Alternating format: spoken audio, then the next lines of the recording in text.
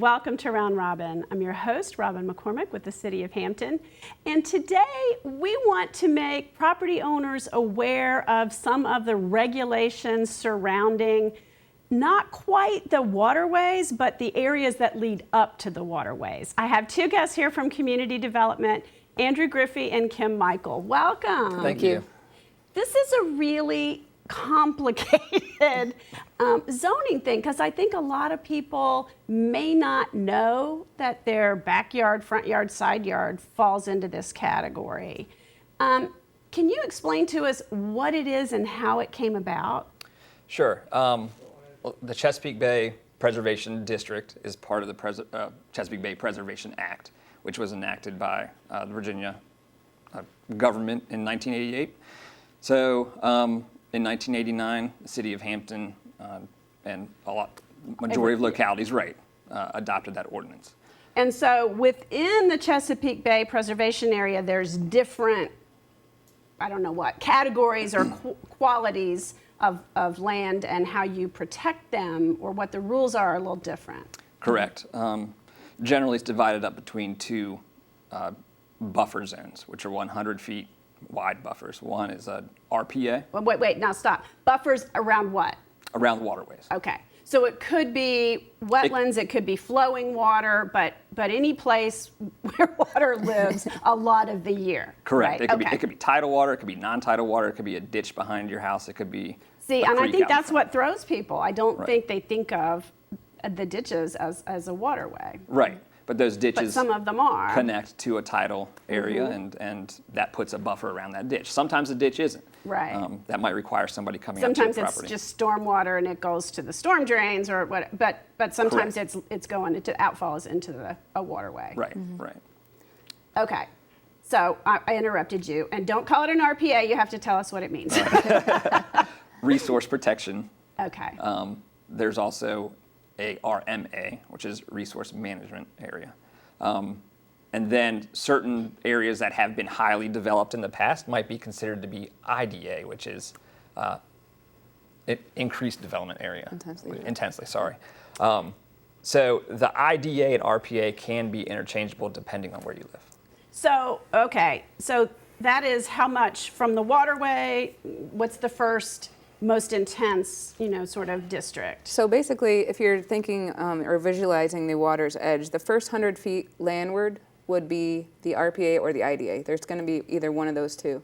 And the distinction is, if it's already developed, the rules are different than if there's natural vegetation there. Right. So some that are called the IDA, they've been developed a lot in the past. So the restrictions are a little less strict on what people can and can't do. When it's designated RPA, that's the most stringent of all three. Right. And then the second 100 feet from the water's edge is called the RMA, or the Resource Management Area. Right. And that's probably the least restrictive of all three. But there are restrictions. And right. if you live here and it's already your backyard, if your backyard has backed up to the water, you're sort of grandfathered. You can't necessarily be forced to replant things or plant things. If it's grass, it's grass, right? Or right. no? Well, it depends if you're going to do new development. But if you're going to change anything. Correct. Right.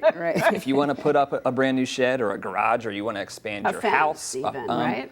Fences actually might be considered exempt sometimes, but a But deck. you should still get a permit, and then you'll check. Correct. Find Right. out. Right. Exactly. But a deck might lead out over that area. Right. How can somebody know if they're in an area?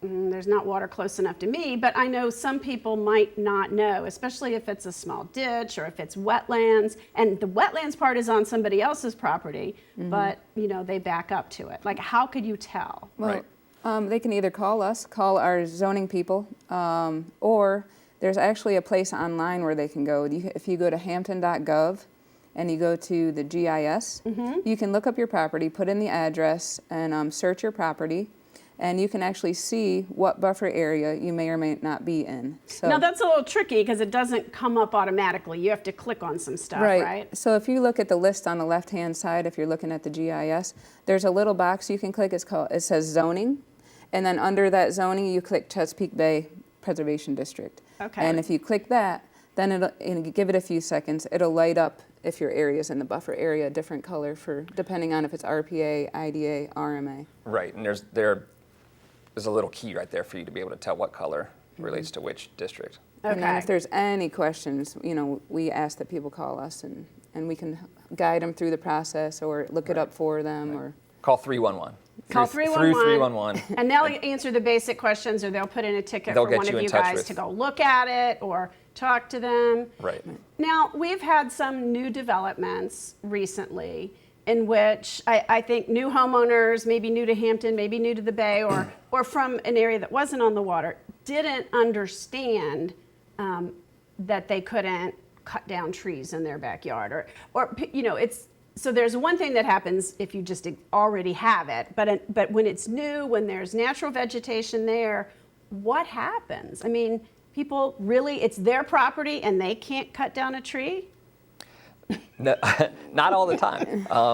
And a lot of times when that happens, if we are alerted to that or that becomes an issue, then what we will require is mitigation. And that's usually in the form of just replanting what you cut down. But they're going to get a notice of violation. I mean, it's like a ticket, kind of. They're gonna get issued a citation if we know about it and if they have cut something down, right? Right. Yes. Yeah, so typically we'll send out a notice of violation, but we'll also do the education piece too, where we get a hold of the people, give them a call, talk to them, and we'll walk them through the process to make it right. We'll walk them through the mitigation process. So what kinds of things, what does a mitigation process look like in general? And I know it's different for different properties. So basically what we do is we take the area, the total square footage of what was affected. Let's say you cleared 400 square feet.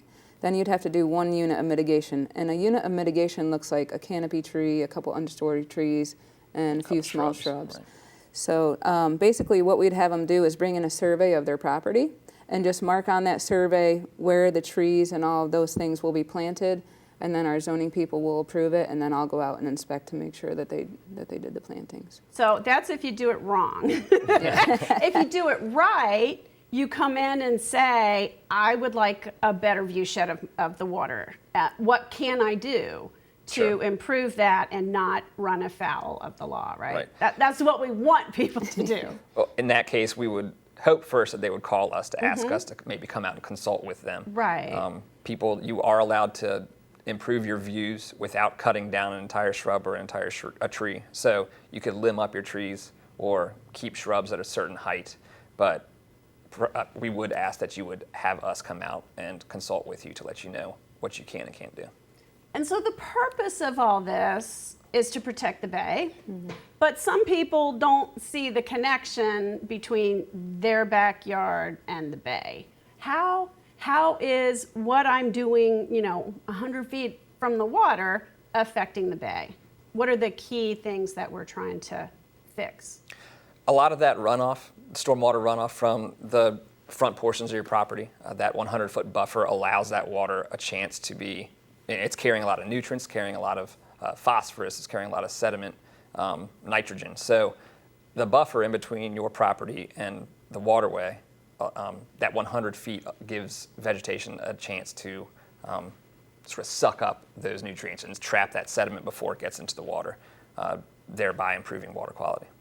And, sediment is a big deal. And it's a big deal for homeowners, in addition to being a big deal for the bay, because you don't want those waterways to clog up. You want them to continue to run and be healthy and all that. So there's some self-interest in it too, right? Yes, very much so. Absolutely. And without that vegetation, there's nothing to slow down the stormwater. So when the stormwater is coming at a high velocity into these creeks and waterways behind your house, it's causing a lot of erosion, and erosion is a big problem, as we all know, in Hampton. So that's just another way that it does actually help the homeowner to have that vegetation and that buffer. Right, and it provides an extra layer of protection for your property as well. If you do live on a tidal area and there's a storm surge or there's a lot of wave action, those buffers help keep your property from eroding away. Oh, that's a good point. So we're providing a buffer to the waterway and to the bay, but when the tidal action pushes it up, that's still going to help absorb some of that, so maybe it doesn't get to the house. Right, correct. Exactly, exactly.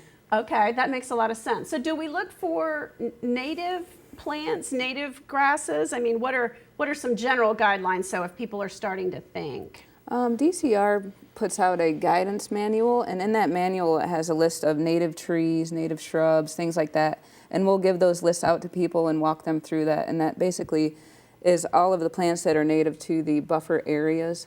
So they're going to do well there. And Right. And that's an important thing too, because our climate is very different. If you've moved here from New York and think you can plant what you grew in New York, it doesn't always work. Right. And those areas are going to be a little more wet. Even if they're not wetlands, they're going to get more water. And you want things that can survive with exposure to salt water, brackish water. You know, all those things are Right. complicated if you're not used to planting and growing right here. Exactly. Right. Okay, well, is there anything I've forgotten to ask you that you want the public to know before we close? I don't believe so. Just if you are planning on doing some work in your backyard and you think you might be in a Chesapeake Bay Preservation District, please give 311 a call if you're not sure. Have them contact you with us, and if someone needs to come out, we'll come out and help you out. Okay. We're here to help. Thank you. Thank you. And thank you for watching. Remember that this Bay Act is there to help us and to help our bay and to keep things clean. And it can also provide the homeowner with a better, healthier backyard. So make sure you know if you're in one of these districts. And if you are, Kim and Andrew will be there to help you. Thanks for watching.